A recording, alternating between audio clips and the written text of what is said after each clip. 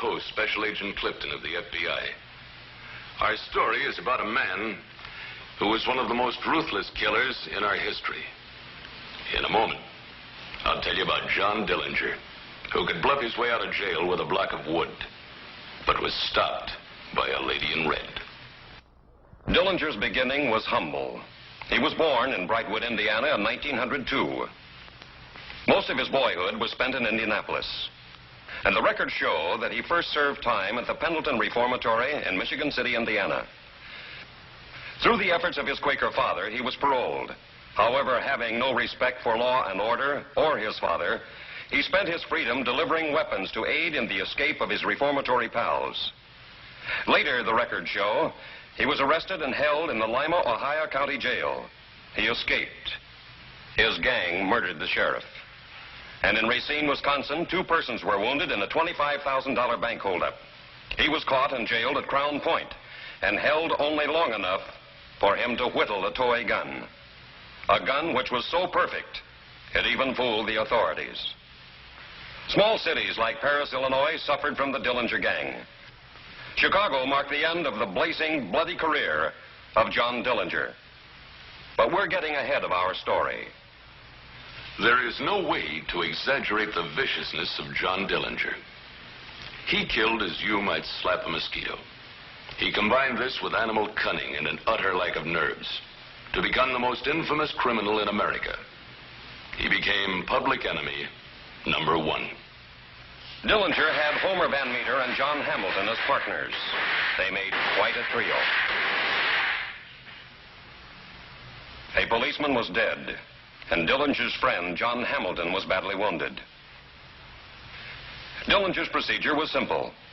He decided to let his girlfriend, Connie, take care of Hamilton while he took a trip to Chicago to cool off.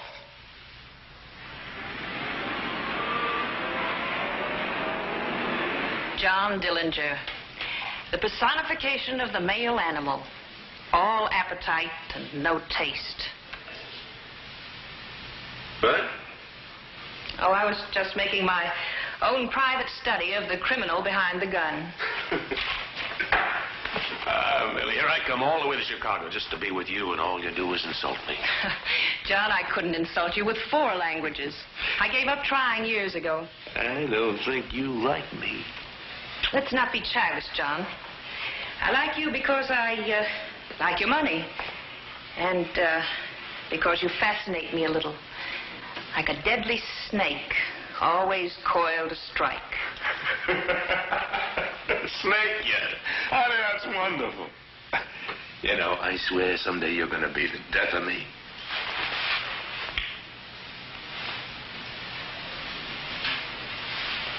If you ever flex your muscle at me again, John, it will be the death of you.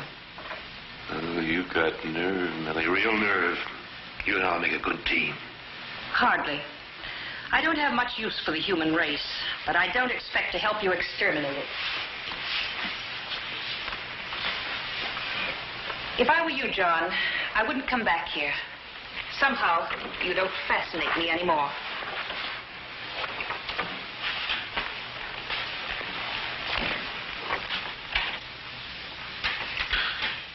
Dillinger finally left Chicago and headed south.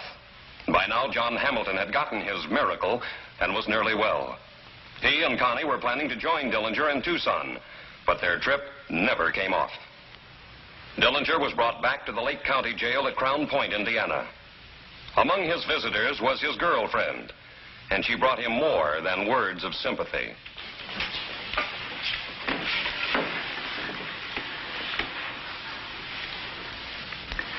Van Meter and Hamilton have it planned.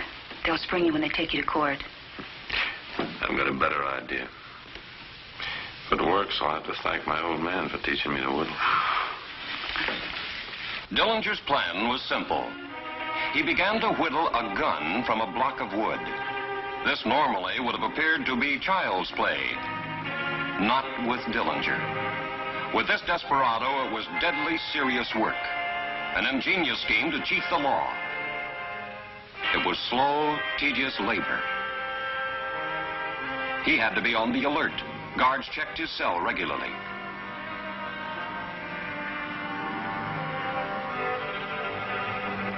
How he obtained the block of wood and the knife, especially the knife, never has been learned. Dillinger had fashioned the block of wood into a shape of a pistol, but it was still obviously only a wooden gun. And Dillinger found the answer. He used shoe polish to blacken it, completing its likeness to a real weapon.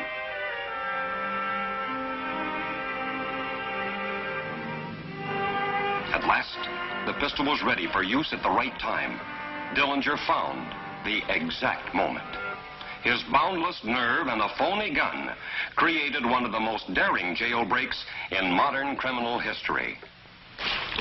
All right, back to your cot and down on your face. Sure. What's for Charles? Stew? Again? That's that cook that ought to be hung.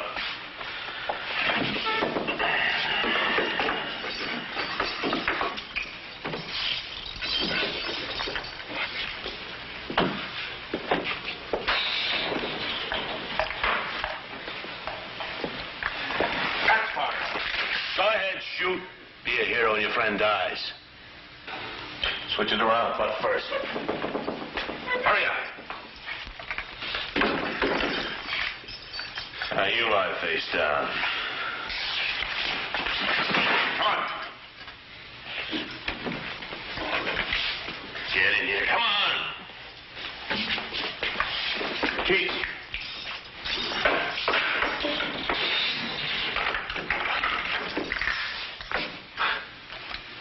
Have a souvenir from John Dillinger.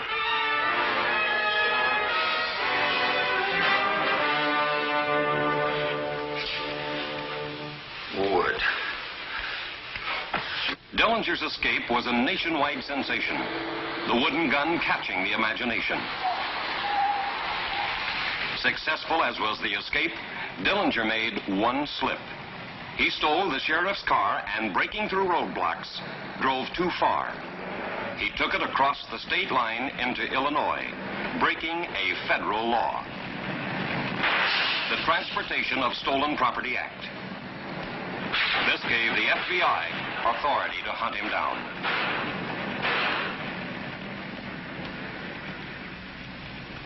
The FBI opened an SMV file on Dillinger, and everyone in the Bureau knew the file would close only when Dillinger was dead. After his escape, Dillinger went back into business. Big business, successful business. So successful, it enraged a whole country. In St. Paul, Dillinger and Van Meter shot their way out of a police trap, but Dillinger was wounded. After treatment by a gang doctor, Dillinger and his friends headed north into Wisconsin, looking for a place to lie low while his wounds healed. Little Bohemia, an isolated and little patronized resort. It seemed to be perfect. So Dillinger took over. There's only a little money in the register. That's all I have. You can take it. That's mighty generous. What'd you say your name was? Arthur. Arthur Troser. Arthur, it's all the money you have. You better not give it away. But, You got a telephone around here? yes, over there. Put in a call to John Hamilton. Tell him to come up. We found a home.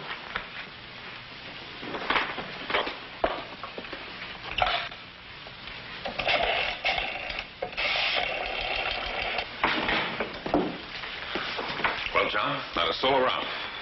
I told you that. I told you it's out of season. The lodge is closed, all except the bar. I run that myself. Keep quiet. I won't keep quiet. This is my... He talks a lot, doesn't he? Yeah. One of us will have to keep an eye on him. Night and day, like a coat of paint. If he sneezes, there'll be one of us right there to say gesundheit. Night and day. How about 10 to 1 he snores? Turn off the faucet, Chubby. And go fix us a drink. We're here to enjoy ourselves. Right.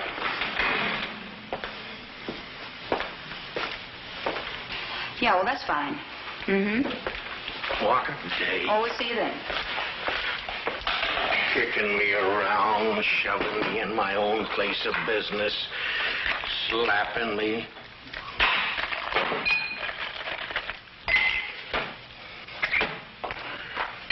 I'd like to penny his ears back.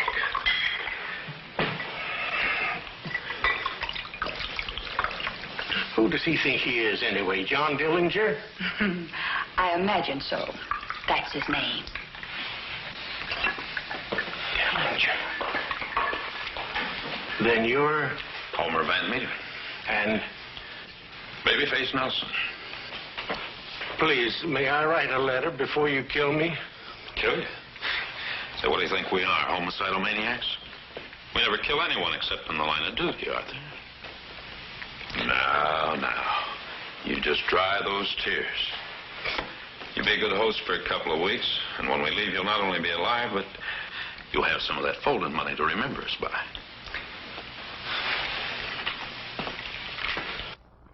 John Hamilton had accepted the invitation. Friends of Arthur Trosser also occasionally dropped in. Believe me, Ham, it's sure good to see you. How do you feel? Holy. Well, the ventilation we've got, we sure won't mind the heat. Honey. It's so hard. You look a bit peaked. I'm off my food. A lot of guests for the off-season. Where are they from? From the city.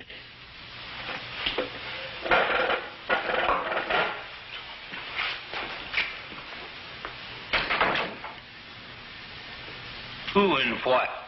Jim Friendly. You better stay that way. He has a little horse ranch over in Blue Valley. Nice place, too. He has trees, beautiful creek, all filled with trout. You'd like it, Mr. Nelson. It makes a man feel young just to sit by Jim's creek and see one of the new colts come down to get a drink. All knock-kneed and wobbly, but tossing his head... Did I ask you for a nature lesson? All of a sudden, you're full of gab. Why? I guess I talk a lot about things I like. What are you doing back there? Nothing, Mr. Nelson, nothing. Give me some cigs.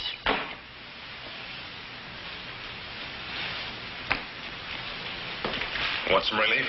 I sure do. Nature boy is all yours. Arthur, fix me something sweet and cool, huh? Yes, sir, Mr. Van Meter. I'll make you a special. Not too special. You'll have to drink some first. Can I use this to cut the lemon? Why, sure, Arthur. I trust you. You can, Mr. Van Meter. You can. I'm not going to do anything foolish. I'm no better than that.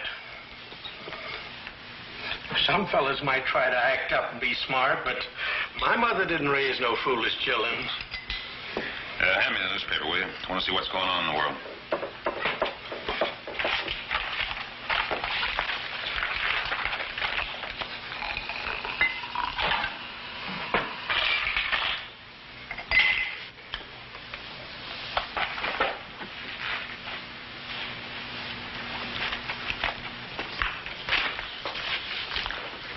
Congratulations, John.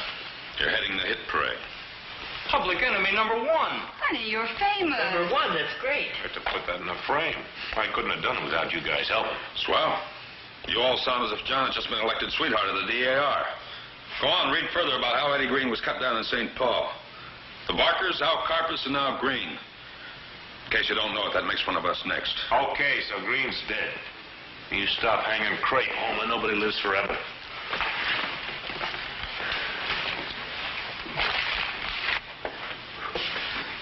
Did you hear the news? I'm now public enemy number one. Let's have a drink on it. Don't take that pack, Mr. Dillinger. Why not? They're stale. I'll get you a fresh pack.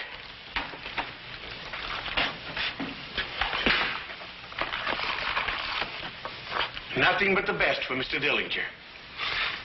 It's a good thought. You keep it in mind and make that drink a double.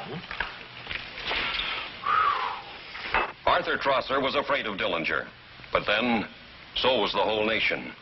And in spite of his fears, Arthur smuggled out a tip to the FBI. Arthur's friend came back. This was Arthur's one chance.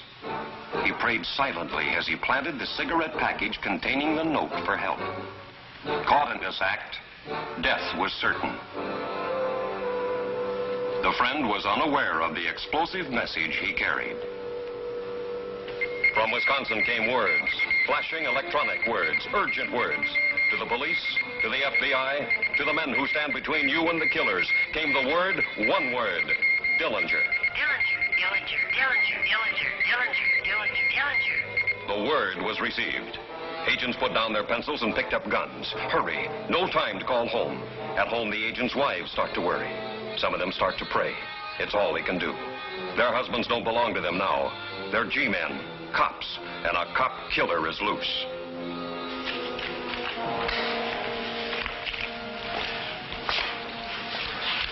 What's fighting you, woman? This. You've got the FBI heat on you, John. You're getting too popular. That makes us all too popular. So if you don't mind, I'm cutting out of here tomorrow. Huh?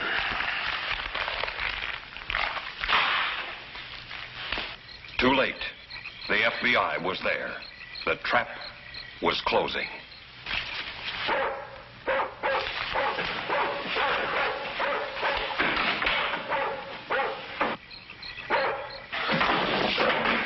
Cops.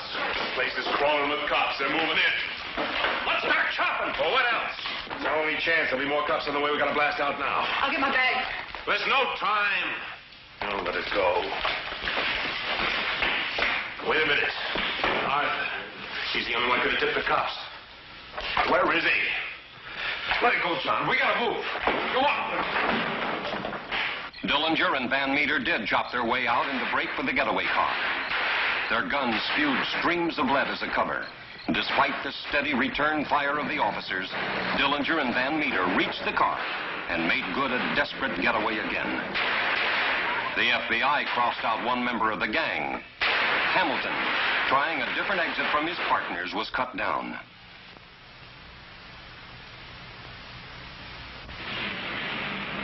A dog barked, and a mad dog was loose again. But where do you go when you're public enemy number one? Where do you get help? Buy it? No. Even the underworld hideouts were not open to Dillinger. Friends? Yes, that was the answer. But Dillinger's friends were getting fewer by the day. Hamilton had died in the escape from Little Bohemia. Now Van Meter was dead. Dillinger thought of other friends. Nelson, Tommy Carroll, Pierpont, Makeley, Youngblood. They'd help him. Only they were dead, too. Then Dillinger remembered Mildred Jones. She'd helped him in the past. She would again. She had to.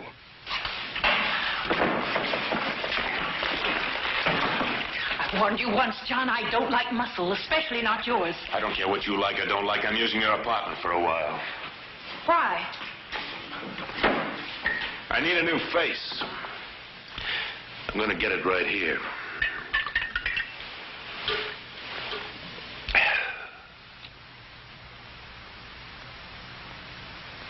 The last resort.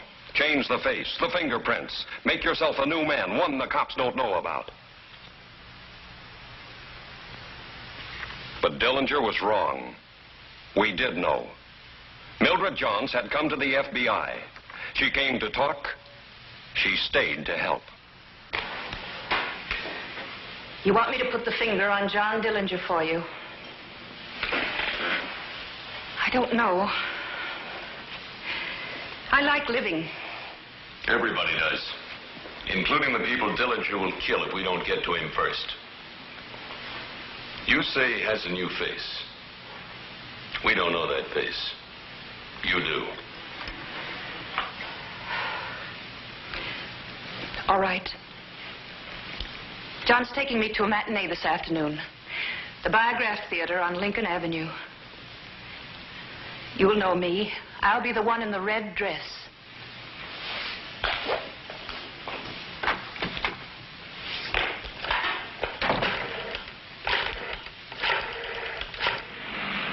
Mildred kept her promise. She appeared at the theater with a friend. The man bought the tickets, and Mildred, trying to locate the agents, gave the signal.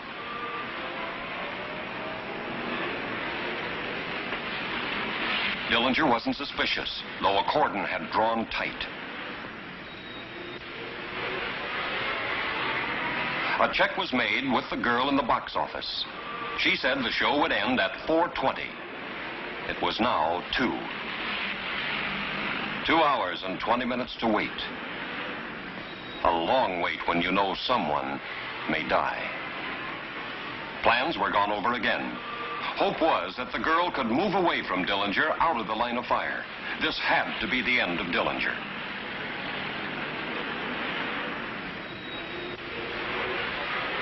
The agents took their prearranged posts, with Clifton posing as a ticket seller. Nervously, watches were checked, and checked again. 2 hours and 20 minutes is a long time.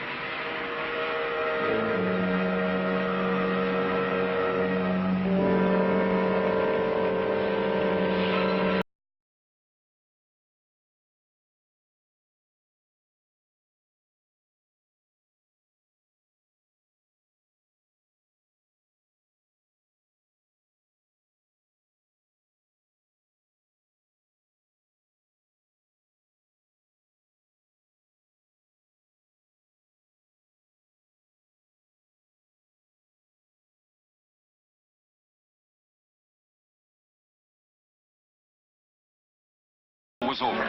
The audience began moving out of the theater toward a new drama. It was exactly 4:20. This was it. The agents were hoping that Dillinger would come out by himself, making it less dangerous for bystanders.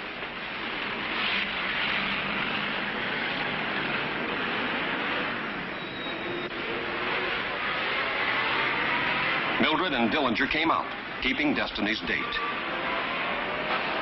Oh, excuse me, John. I have to powder my nose. I'll be right out. Luckily, she managed to leave him as planned. Dillinger was alone. It was time to move. This had to be it. FBI, Dillinger. Don't move.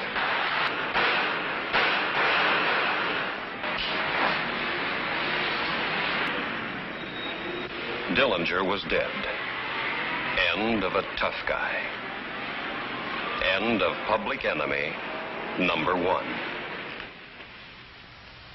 And the only person who showed up to claim Dillinger's body was his gentle father. His were the only prayers along that last lonely country road. The road that led to the end of John Dillinger's ruthless criminal career and the graveyard.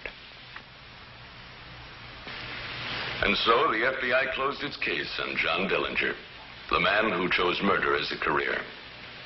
Dillinger's girlfriend, Connie, was sentenced to a prison term for aiding a known criminal. As a result of this case, police began to see the need for better communications between cities and states in order to stop the fast-moving criminal. Within a short time, the use of teletypes and radio were combined with a system of interlocking state alarms. Our next gangbusters case is just as authentic, right from the police files. On behalf of the police, we invite you to join us.